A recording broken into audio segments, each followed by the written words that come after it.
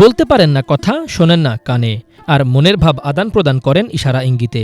এমন শারীরিক প্রতিবন্ধকতা নিয়ে সংসারের বোঝা হওয়ারই কথা ছিল, কিন্তু ইব্রাহিম অভাবের তাড়নায় বাধ্য হয়েই একটি ঝুঁকিপূর্ণ পেশায় সংসারের দায়িত্ব নিয়েছেন কাঁধে। গভীর পানির নিচ থেকে মাটি তুলে তা বিক্রি করেই সংসার চালান তিনি। প্রতিদিন সকালে নিজের নৌকা নিয়ে বিলের মধ্যে ছুটে যান ইব্রাহিম। এরপর ৫-৬ ফিট পানির নিচ থেকে মাটি কেটে সেগুলো তোলেন নৌকায়। মাটি কাটার জন্য ব্যবহার করেন লম্বা একটি কাস্তে। পানির নিচ থেকে একটি মাটির চাকা তুলতে কমপক্ষে ২ থেকে ৩ বার ডুব দিতে হয় তাকে। প্রায় ৪০ মিনিট মাটি কাটার পর নৌকাটি পূর্ণ করতে সক্ষম হন। প্রতি নৌকার মাটি বিক্রি করে আয় করেন ৫০০ থেকে ৬০০ টাকা। মাসের মধ্যে সর্বোচ্চ ২০ থেকে ২২ দিন কাজ করা সম্ভব। পানির নিচ থেকে মাটি কেটে নৌকায় তোলা এবং ক্রেতাদের কাছে পৌঁছে দেওয়ার সবগুলো কাজ একাই করেন ইব্রাহিম। মাড়িপুর টাইনে মানুষের কাজকাম করে সংসার চালাইতেছে।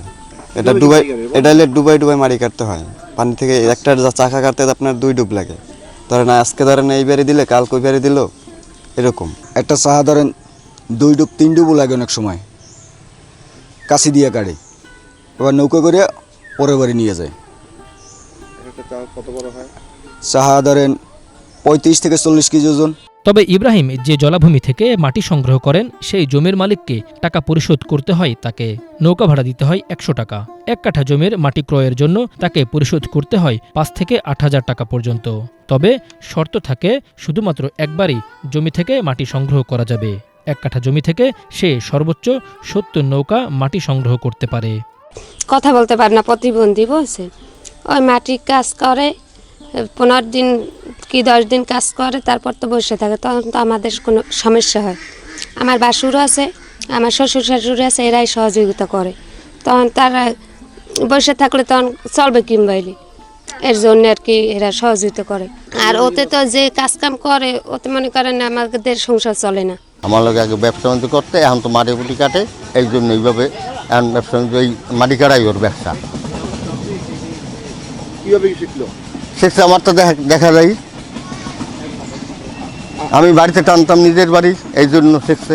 প্রায় সারা বছর মাটি বিক্রির কাজ করতে পারলেও শীতের মৌসুমে বিলের পানি কমে যাওয়ায় তখন অনেকটাই বেকার হয়ে পড়েন ইব্রাহিম। তখন অন্যের বাড়িতে কাজ করে যা উপার্জন হয় তা দিয়েই চলে তাদের ৫ সদস্যের সংসার। তবে তাকে নিয়ে দুশ্চিন্তার শেষ নেই পরিবারের সদস্যদের। সে তো আর কি প্রতিবন্ধী, জন্ম থেকে এই বোবা। তার ফ্যামিলির সদস্য হলো ৫ জন, 2টা ছেলে 1টা মেয়ে। আর তার বড় ছেলে আবার বাবার মতো প্রতিবন্ধী আছে, বুঝতে পারছেন। আর জীবনযাপন চলতেছে মোটামুটি আর কি। তো সরকারি একটা অনুদান ভালো মোটামুটি হইলে ভালো হয়, কারণ ঘরের ভিতরে 2 জনই প্রতিবন্ধী, বুঝছেন। তার বড় ছেলেও বোবা আর কি, জন্ম থেকেই বোবা, কথা বলতে পারে না। পিরোজপুরের নাজিরপুর উপজেলার উত্তর কলারদোয়ানিয়া গ্রামের সাদেক মিয়ার 4 ছেলের মধ্যে ইব্রাহিম দ্বিতীয়। প্রায় 8 বছর আগে বিয়ে করেন তিনি। অদম্য এই যুবক বিকল্প কোনো কাজের সুযোগ পেলে হয়তোবা ঝুঁকিপূর্ণ এই পেশা থেকে নিজেকে বের করে সুস্থ স্বাভাবিকভাবে বেঁচে থাকতে পারবে, এমনটাই প্রত্যাশা স্বজনদের।